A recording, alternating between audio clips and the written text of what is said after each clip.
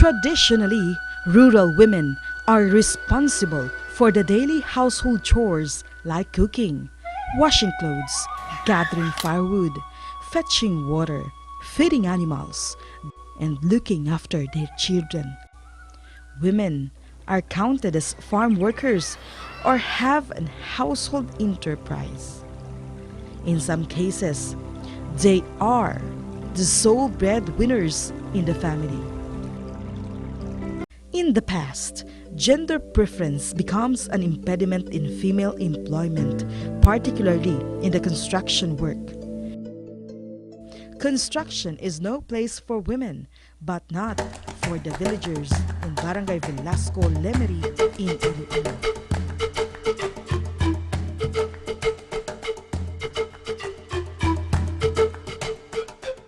Barangay Velasco is one of the 7 barangays in the municipality of Lemery which availed of the Kalahi Seeds OS Aid project for their 1-unit 3-classroom building. Lemery has 31 barangays and a 4th-class municipality in the north-central part of Iloilo. There are only 5 functional classrooms for 272 pupils of Velasco Elementary School. Of the 272 pupils, 138 are beneficiaries of Pantawid Pamilya. The school principal is occupying a nipa hut as office, while the grade 5 pupils are having their classes in a makeshift. 11-year-old Christine Joy Daanoy vividly recalls her experience on the lack of classroom. Ako si Christine Joy Daanoy, 11 years of age. I'm grade 6. Tungod sa grade 5 kami, ang classroom namon gamay, puro kami grinuto, grinual, grinahon. Kag kung kisasang wala pa na sin, kag nipa pa lang ang amon nga classroom, mag-ulan, nang basa ang things namon, kag kisa ginapatunga pa na namon ang mga libro para hindi mabasa. Kag ang salog namon basa kung kisa damo nagakadanlog. One who passes the construction site could not help but have a glimpse of women laborers working at the construction site. Kalahi Seeds empowers women in the rural communities by allowing them to do men's work. While men are busy building the 1-unit 3-classroom building, it is surprising to see these women spading the sand and putting them in the cement bag. Male laborers bring these cement bags to the construction site. The mere presence of women in male-dominated workplace exudes empowerment and defies gender bias. A glaring message that the desire to help and be of help to the community knows no bounds, even of age. 60-year-old Ana Hormigos feels she's empowered and can do men's work. Ako si Ana Hormigos, 60 years old. BHW sang sininga barangay. Tapos nagpartisipar man ako sa pag-obra diri kay nabaluan ko gid nga may kapasidad man ako nga masarangan ko ang mga obra sa sininga proyekto. Kay nagpasimbalat man kami sa pagpresentar nga makaobra diri ti amo na nabaton man kag natanaw man nila nga kaya man namon amo na din pasigig-sigig kami kapag paobra. Anad man kami obra sa balay pagbugtaw namon matig-ang sumagaw kapoy. Wearing a hat and face towel to protect herself from scorching heat, Gemma Tanutan is grateful to the project for providing them the building and income. Ako si Gemma Tanutan, 47 years old. Bilang kababayan, isa ako ganaripay. Saludo ako sa Austrian Kalahi Seeds. Tungod nga nakabenepisyo kami sini. Kag isa ako nga naripay bilang nanay. Sa unang rason, tungod nga nakabulig sa akong panimalay. Kag sa akong bata nga nag-eskwela dire. Bilang isa ka nanay, dako nga benepisyo para sa akon. Tungod nga may pangbayad ako sa akong bata sa eskwelahan, nakabulig sa akong panimalay. Isa man ako sa beneficiary sang Pantawid Pamilya. Kag isa gid ako nga nalipay bilang nanay nga ang akong bata nag-eskwela diri. Tungod nakita ko nga sa ulihi kag sa masunod nga mga henerasyon mapuslan gid sang amon mga kabataan. Kag bilang nanay nagapasalamat gid ako sang dako sa mga proyekto nga amon na anggon. Giving rural women a financial independence is one of Kalahi Seeds' purpose. Ako si Teresa Binyas, nagapuyo sa Barangay Bilasco. Ang nagaobra ako subong sa Kalahi Seed tungod nakabulig man sa akong pamilya kag sa adlaw-adlaw namong nga kinanglanon.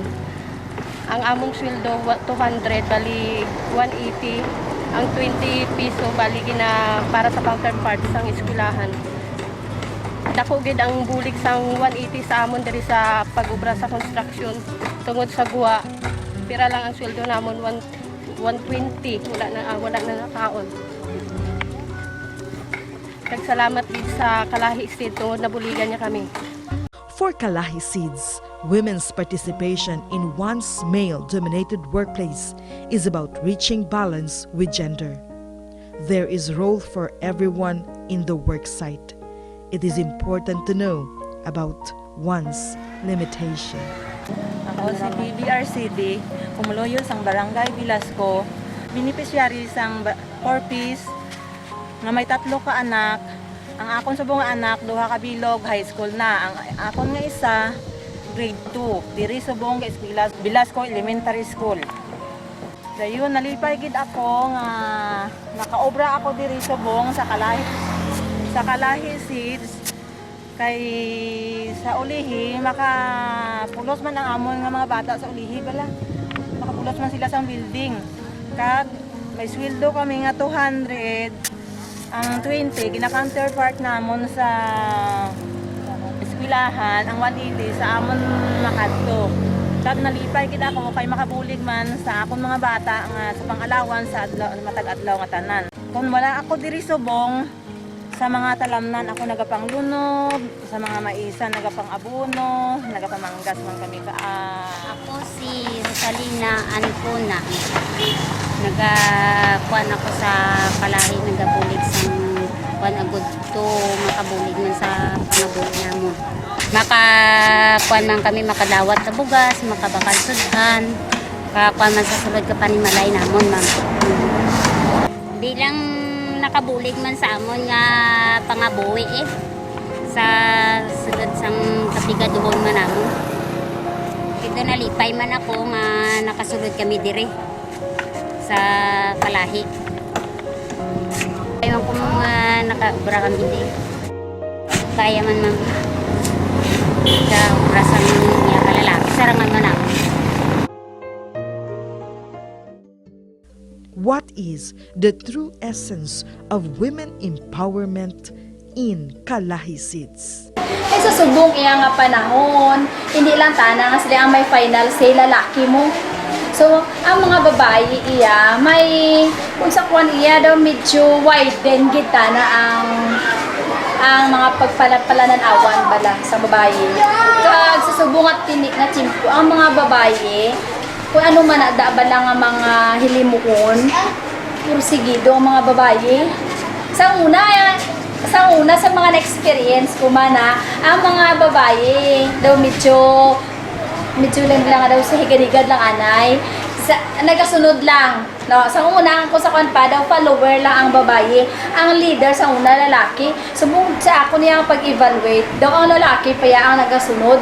Kaya mga babae subong iya, tama ka. Kung sa kwan bala daw strong ang ilang panindugan.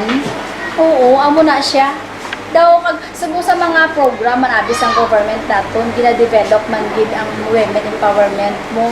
Nga hindi lang balay magsalig ng mga kita nga mga babae, masalig lang permi nga kung ano tong ihambal, mahuo lang kita.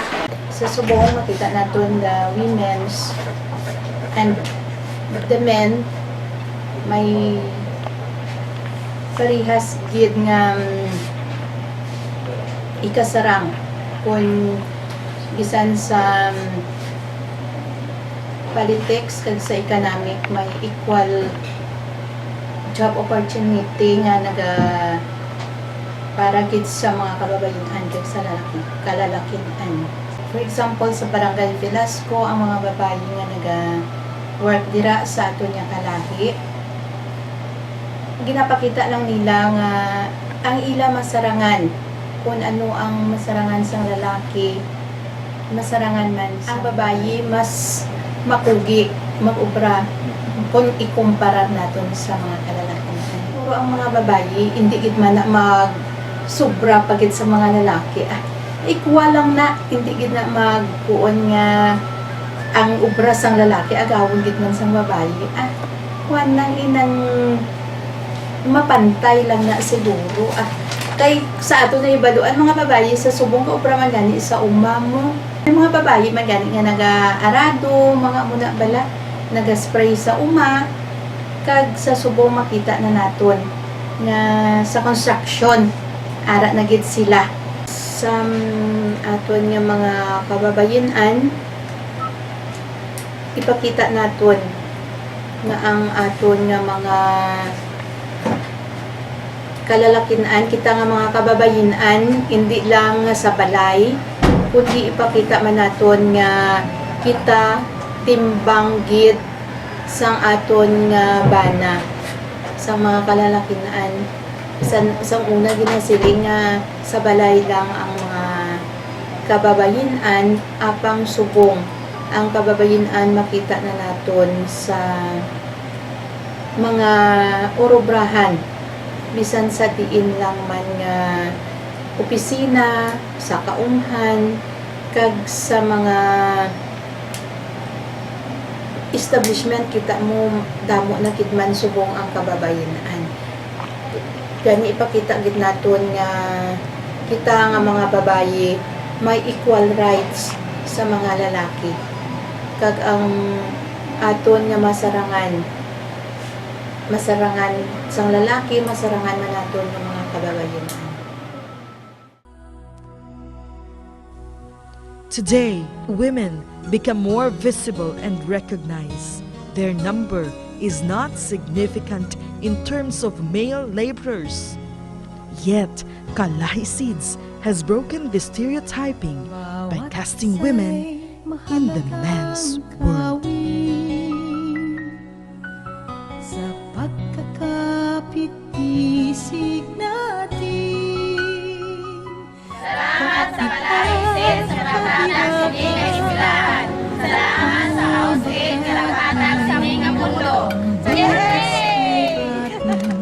ang kining si Upo-Upo ng Cordillera, si Manoy Deo ng Bicolandia, sa Kabisayan si Manang Senda, at sa Mindanao si Baymundita. Kabarangay ay kasama, nagbibigkis ng pag-asa sa Kalahi Seeds, Kalahi Seeds.